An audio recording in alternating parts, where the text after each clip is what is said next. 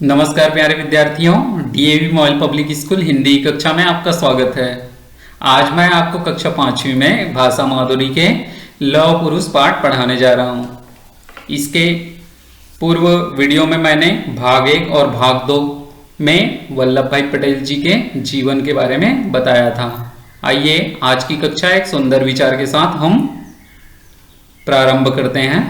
आज का विचार है, जब तक तुम हिम्मत नहीं बढ़ाओगे तब तक प्रतिस्पर्धा जीतना तुम्हारे लिए असंभव है।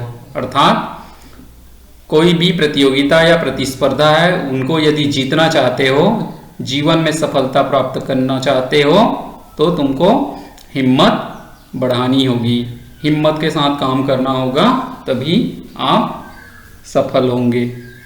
ये इन्हीं विचार के साथ हम आज की जो कक्षा है उनको प्रारंभ करते हैं। लौह पुरुष भाग 3। पूर्व पाठ की एक झलक देख लेते हैं। इस पाठ में वल्लभ भाई का जीवन परिचय, जो हमने बचपन की बातें हैं, अपने पिताजी से कहते हैं कि मैं भी पढ़ूंगा, इन बातों को हमने बताया था। वकालत शुरू किए, उनका जीवन अच्छे से चलने लगा। फिर धीरे धीरे वह बड़े होने के साथ साथ स्वतंत्रता आंदोलन में गांधी जी के साथ जुड़ गए।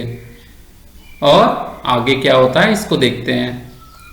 सरदार पटेल का जीवन त्याग और दृढ़ता की अद्भुत कहानी है।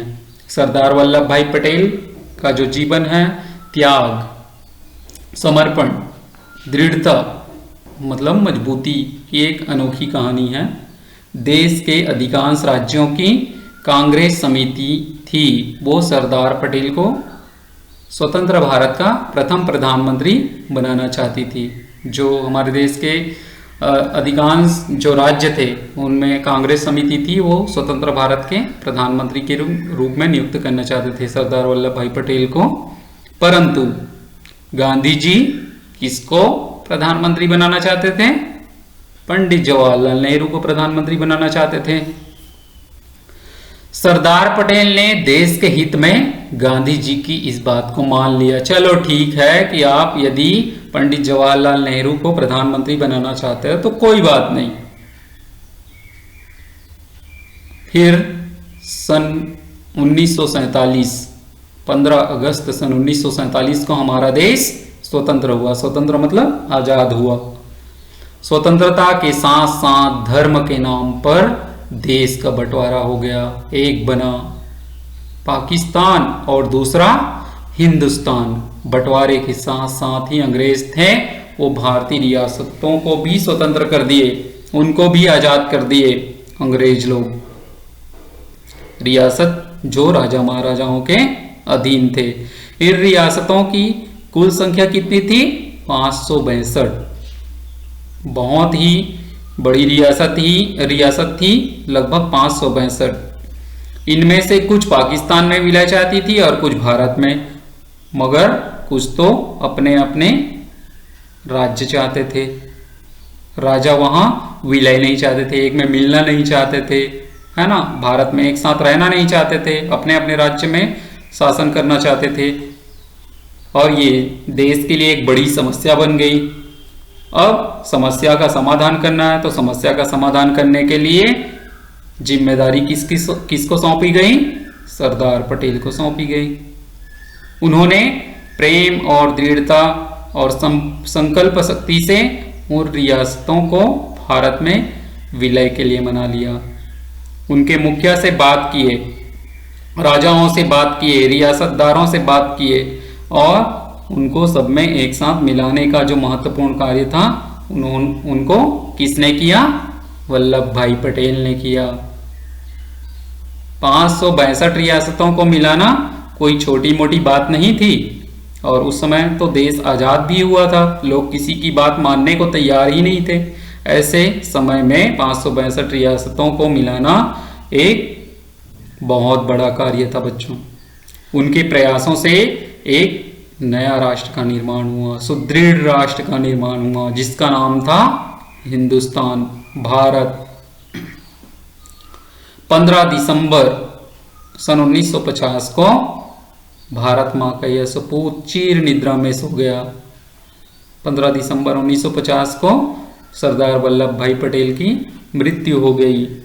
उनकी महानता और लौह के समान दृढ़ता मजबूती के लिए पूरा देश उन्हें याद करता है ना।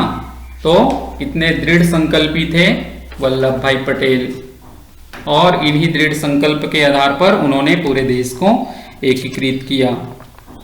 देश को एक साथ जोड़ने का महत्वपूर्ण कार्य भी किया। बच्चों, आपको यह वीडियो अच्छे से समझ आया होगा। आइए अब इसके बाद कुछ प्रश्न हैं जो आपके अभ्यास खंड में है, उनके बारे में जानते हैं। पहला, वल्लभ भाई को देश किस नाम से याद करता है? वल्लभ भाई को देश लौह पुरुष के नाम से याद करता है। क्यों?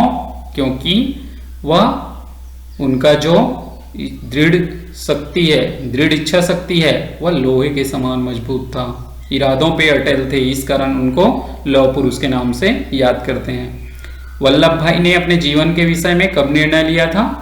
तो वल्लभ भाई जब 10वीं कक्षा में उत्तीर्ण हुआ, उसके बाद ही अपने जीवन के बारे में निर्णय ले लिए थे। वल्लभ भाई स्वतंत्रता संग्राम में किस प्रकार जुड़े? तो वल्लभ भाई स्वतंत्रता संग्राम में जब गांधी जी ने सत्याग्रह, जो चंपारण बिहार में नील की खेती हो रही थी, उनके किसानों पर हो रहे अत्याचार के विरोध में सत्याग्रह प्रारंभ हुए, उसी के साथ वह स्वतंत्रता संग्राम में जुड़ गए, है ना। उसके बाद सरदार पटेल ने अहमदाबाद की सभा में क्या कहा?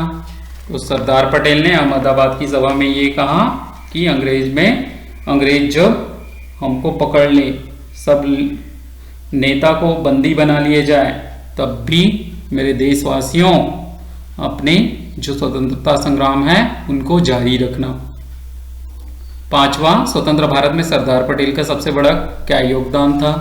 सरदार पटेल का सबसे बड़ा योगदान था 562 रियासतों को एक साथ विलय करना और सुदृढ़ राष्ट्र का निर्माण करना, उनका एक सबसे बड़ा योगदान था। प्रश्न छठवां, किसने किससे कहे? तो यदि तुम शहर चले जाओगे तो खेत के काम काज में हाथ कौन बटाएगा? या तो वल्लभ भाई के पिताजी ने वल्लभ से कहा, मैं पढ़ लिख कर कुछ बनना चाहता हूँ, है ना। या वल्लभ भाई ने अपने पिताजी से कहा, देखो किसी अज्ञात हितैषी ने मेरा इंग्लैंड जाने का टिकट भेजा है। विट्ठल भाई ने किससे कहा? वल्लभ भाई से कहा, यह टिकट आप ले लीजिए, आपके ही नाम है। तो वल्लभ भाई ने किससे कहे? अपने बड़े भाई विट्ठल से कहे। खालिस्तान दिए यहाँ पर, मैं छुट्टियों में आकर खालिस्तान का कामकाज देख लिया करूंगा। खेत आएगा कि घर? खेत का कामकाज। खालिस्तान की दृढ़ता उनमें आजीवन बनी रही, बचपन की। कानून की पढ़ाई करना ही वल्लभ भाई के जीवन का क्या था? मुख्य उद्देश्य था कि ध्येय था। चिल्लाता हुआ उनका खालिस्तान भाई विट्ठल उनके पास आया। छोटा था कि बड़ा था विट्ठल? बड़ा था। वल्लभ भाई ने अपने बड़े भाई के हाथ से खालिस्तान ले लिया, टिकट की लिफाफा ले लिया था बच्चों, जैसा कि पाठ में पढ़ाया। गांधी जी ने वल्लभ भाई को खालिस्तान की उपाधि दी थी, सरदार की कि वीर की? तो सरदार की उपाधि दी, इस कारण से वह सरदार वल्लभ भाई पटेल कहलाए, है ना।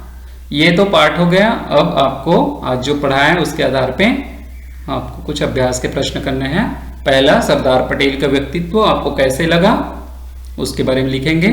सरदार पटेल के जैसे कोई एक क्रांतिकारी के बारे में लिखिए जो देश हित में अपना बलिदान किए हो।